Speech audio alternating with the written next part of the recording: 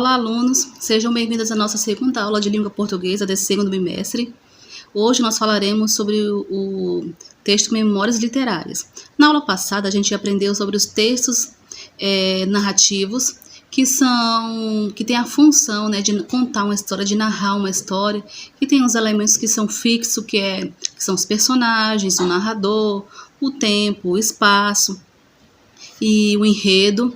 O texto literário, o texto Memórias Literárias também vai ter esses elementos, tá? Por se tratar de uma narrativa. E hoje vamos aprender sobre isso, sobre memórias literárias. Acompanhe a leitura do slide. Memórias literárias são textos em que os autores revivem uma época por meio de suas lembranças pessoais.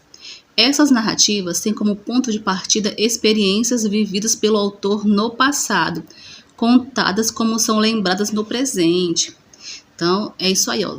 Memória literária é um texto em que o autor conta algo que aconteceu com ele no passado. É como ele se recorda desse momento, tá? Esses escritores narram suas memórias de um modo literário, isto é, buscando despertar emoções estéticas no leitor, procurando levá-lo a compartilhar suas lembranças de uma forma vívida. Eu não posso escrever de qualquer maneira, tá? O modo como o texto ele é escrito tem que envolver o leitor, tem que fazer ele imaginar como seria aquela época. Para isso, os autores usam a língua com liberdade e leveza, preferindo usar o sentido figurativo das palavras, entre outras coisas. A gente já aprendeu o que é sentido figurado, né? Que é um sentido conotativo, que é quando eu não utilizo a linguagem literal. Eu utilizo figuras de linguagem para me expressar melhor. Continuando. Como se tratam de memórias, o tempo dos verbos é o passado, pretérito perfeito e o pretérito imperfeito. É escrito em primeira pessoa, sendo considerado narrador personagem, pois o autor escreve as memórias dele. Muito importante isso aqui, ó. Se é uma história que já aconteceu, se eu estou falando de algo que já aconteceu, então eu vou usar o tempo no passado, né? Ou seja, o pretérito. O pretérito perfeito, que, por exemplo, posso citar assim, eu nasci, eu morei, é um fato acabado. Ou então o pretérito imperfeito, quer dizer, eu andava, eu falava, eu brincava. Esse vai ser o pretérito imperfeito, tá? E o narrador é o personagem. É o narrador personagem, porque ele está contando a própria história. Por mais que a pessoa que escreva a história não seja a que de fato viveu, ainda assim vai vir em primeira pessoa, tá? Ou seja, eu nasci, eu morei, é sempre o eu que está escrito na história.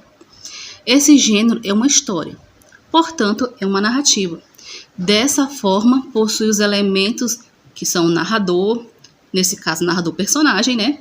Possui personagens, que vai ter, além do narrador, outros personagens também, pode ter, né?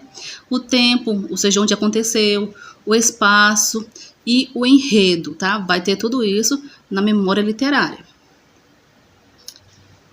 Vamos ler agora um exemplo de memória literária, que foi escrita pela aluna Kailane Vitória, tá? De uma escola João Moreira, auxiliada pelo seu professor. Ela deu o título para a história dela de Vida Passageira. Acompanhe a leitura, por favor. Na década de 70, com meus 14 anos, era uma moça corajosa, decidida e inteligente.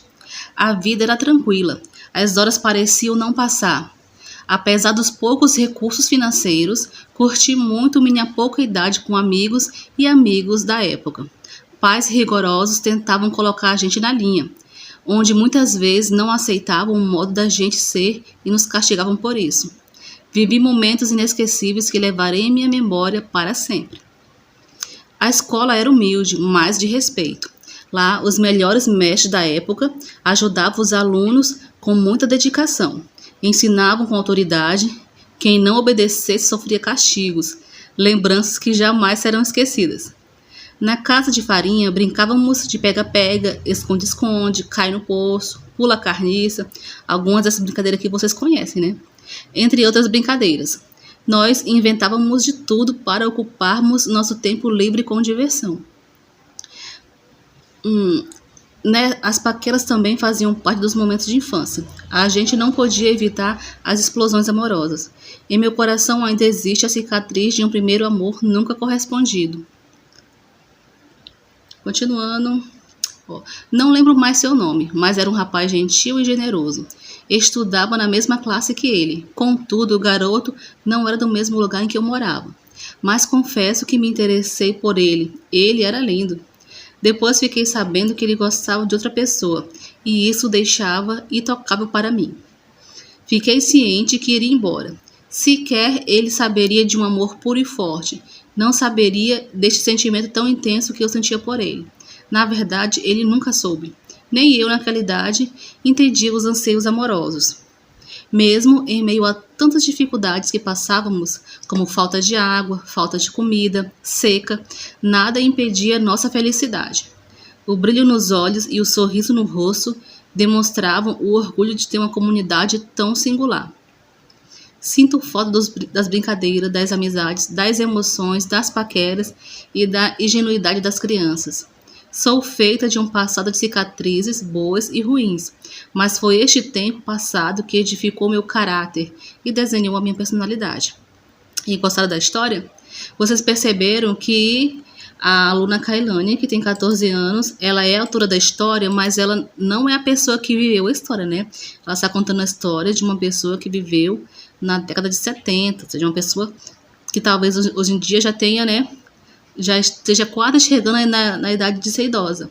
E ela me rememora, né, como seria nessa época. É uma época de muita rigidez, né, onde ela sofria castigo se não obedecesse, mas ainda assim foi uma época muito boa, de muita brincadeira, de ingenuidade. Ela diz aqui que também não tinha muitos recursos financeiros, que eles eram pobres, mas ainda assim existia felicidade. Esse texto dá para a gente imaginar qualquer cidadezinha do interior do Brasil, inclusive aqui no Acre, né? Olha só, falando de casa de farinha, poucos recursos, a comunidade era unida. Esse texto nos leva a crer que poderia ser de qualquer lugar do Brasil, do interior principalmente, né? Continuando, marcas comuns das memórias literárias, ou seja, são as características, tal. Todo gênero apresenta suas características, a que denominamos macroestruturais, que diz respeito às suas finalidades específicas, às suas constituições. Por exemplo, o texto de memória literária, na sua macro, quer dizer, grande na estrutura, é um texto narrativo, que vai apresentar narrador, personagem, enredo, local e espaço, como todo texto narrativo. Mas, além disso, há exigências em sua microestrutura, ou seja, o que é mais específico desse tipo de texto. Além dessas, outras características também são consideradas imprescindíveis, ou seja, muito importantes na construção discursiva desse gênero. Primeira coisa, é o texto escrito em primeira pessoa. O texto memória literária vai ter que ser escrito em primeira pessoa, tá certo, gente? Assume-se a entrevista como parte do processo de construção discursiva do gênero memória literária.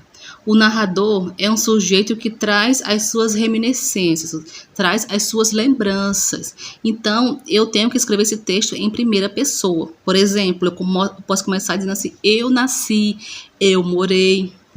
Sempre é o eu que está presente, que é a primeira pessoa do discurso, tá bom? Mistura de sensações, impressões que podem despertar no leitor as emoções de rememorar ou do lembrar. No caso de vocês, que são bem jovenzinhos, fica difícil rememorar, mas vocês podem imaginar como seria o local que a pessoa descreveu, né? Eu posso imaginar.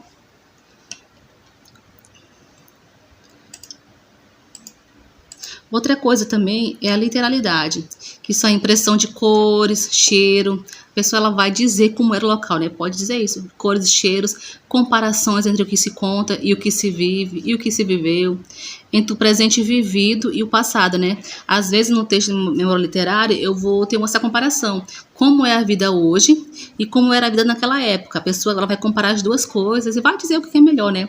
Provavelmente ela vai dizer que é no passado, porque são memórias afetivas, tá? Ou seja, que trazem na pessoa que está contando sentimentos, então por isso que são memórias afetivas.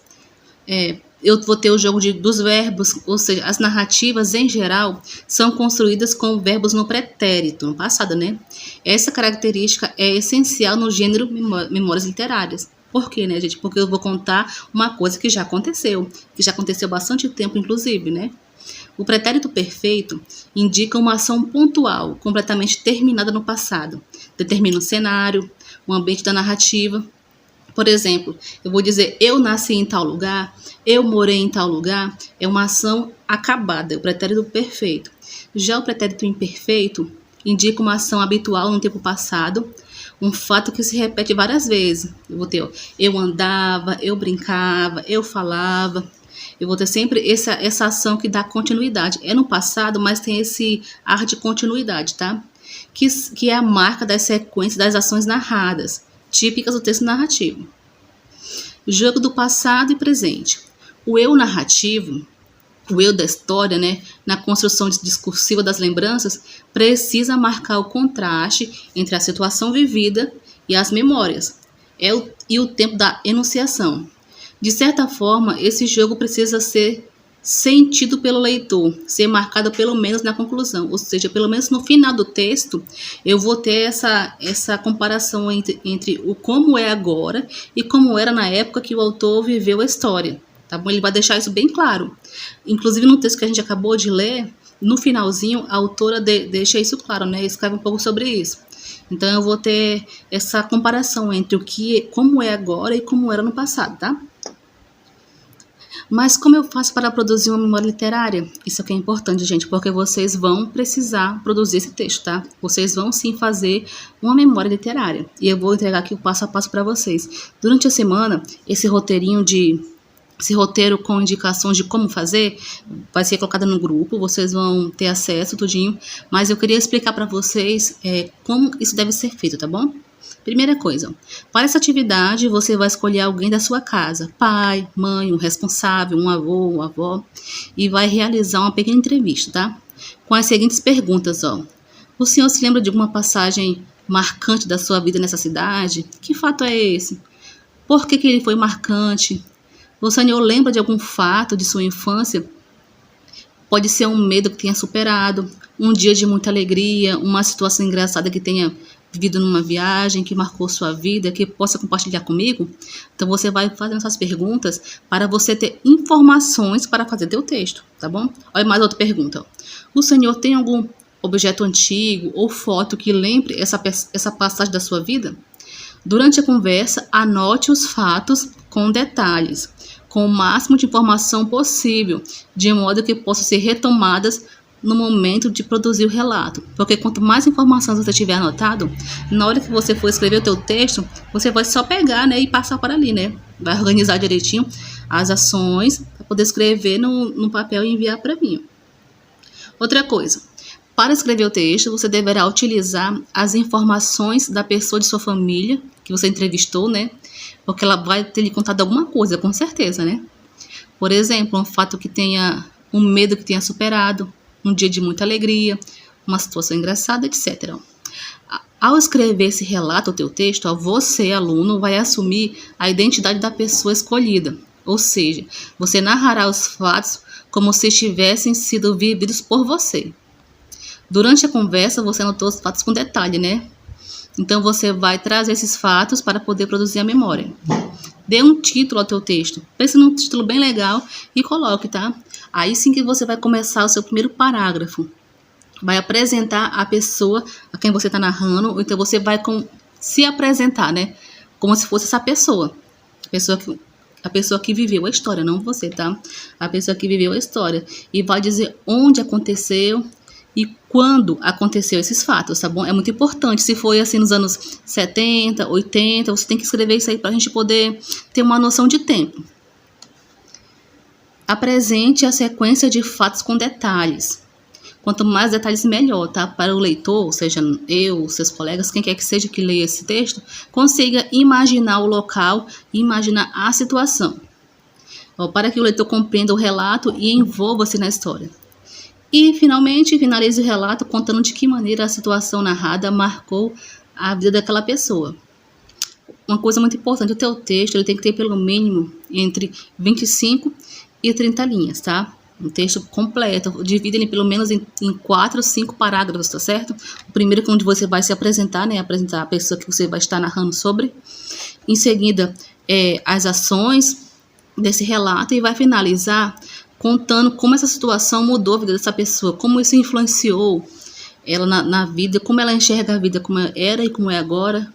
Esse vai ser o final da tua história. Não esqueça também de respeitar o espaço do parágrafo, tá? Faça um rascunho antes de mandar o texto final para mim, tá? Revise esse rascunho antes, veja se não esqueceu de acentuar alguma palavra. Utilize letra maiúscula para iniciar o texto e para os nomes de pessoas. E não esqueça... Aliás, e se você precisar de ajuda, tiver qualquer dúvida, você pode me chamar no meu WhatsApp privado que eu vou te ajudar, tá bom? Essa atividade eu vou passar lá no grupo essa semana ainda e vocês vão ter que me enviar essa semana ainda também, tá certo? É essa a nossa aula. Fique com Deus e até a próxima aula, se Deus quiser.